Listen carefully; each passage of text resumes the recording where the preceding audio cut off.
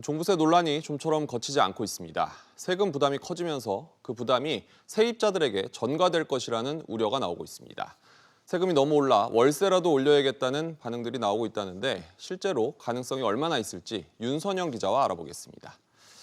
일단 정부는 세액 부담 전가 가능성 없다고 하지 않았습니까? 그렇습니다. 노영우 국토부 장관은 그제 종부세로 전월세 가격이 오른다는 건 과장됐다고 말을 했습니다. 네. 정부와 함께 여당, 청와대까지 연일 종부세는 국민 2%에만 해당되는 얘기라고 강조를 하고 있죠. 하지만 여론은 그다지 공감하지 않는 분위기입니다. 네. 온라인상에서 이런 당정청 발언에 대한 반발글이 줄을 잇고 있고요.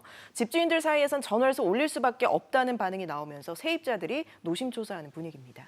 일단 올릴 수밖에 없다는 반응은 나오고 있는데 실제로 정말 올라갈 가능성은 어느 정도입니까? 먼저 집주인 입장에서 봤을 때 종부세뿐 아니라 각종 재산세라든지 각종 보유세가 수백 수천만 원까지 폭증을 했다는 사례가 나오기 때문에 그 부담이 어느 정도는 전월세에 반영이 될 수밖에 없지 않겠냐 이런 반응이 우세합니다. 네. 다만 학군 수요와 임대차 보호법과 같은 몇 가지 변수에 따라서 그게 반영되는 정도와 시점에는 차이가 있을 수가 있는데요. 대치동처럼 전월세 값이 어느 정도 올라도 교육 때문에 항상 임대 수요가 많은 곳은 실제로 임대료 인상 영향이 있을 것으로 보입니다. 그렇군요. 반면에 전월세 계약갱신에서 가격 인상을 5%로 제한을 하고 있기 때문에 집주인이 원하는 만큼 임대료를 많이 올리기는 어렵다 이런 해석도 나오고 있습니다. 앞서 노영욱 장관도 전월세 가격은 수급, 그러니까 물량이 많으냐 적으냐에 따라서 좌우되는 문제이기 때문에 지금 전세 매물이 쌓여 있어서 임대료가 쉽게 오르지 못한다고 했습니다. 전문가 얘기도 들어보시죠. 네.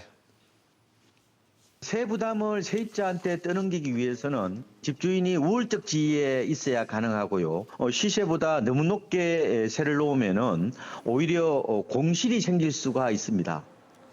이런 가운데 전월세 신고제 도입 이후에 임대차 계약 통계가 나왔다고 하는데 몇 건 정도 나왔습니까? 네, 일단 도입이 6월에부터 시작이 됐는데 지난달까지 5개월 동안 100만여 건의 계약 정보가 오늘 일부 공개가 됐습니다. 네. 갱신 계약은 100만 건 가운데 20만 건이었고 나머지 80만 건은 신규 계약이었습니다. 갱신 계약 가운데 갱신 요구권을 사용한 경우는 절반을 조금 넘었고요. 전체 계약 갱신 가운데 임대료를 5% 이내로 올린 경우는 4건 중 1건으로 파악이 됐습니다. 네. 다음 주에는 서울 임대차 계약에 더 자세한 정보가 공개될 예정인데요. 세입자들 입장에서는 참고할 만한 정보들이 풍성해지는 반면에 임대료 인상 사례를 보고서 집주인들이 따라서 임대료를 올릴 수 있다. 이런 우려도 나오고 있습니다. 어떤 분위기로 흘러갈지 지켜봐야겠군요. 윤 기자 잘 들었습니다.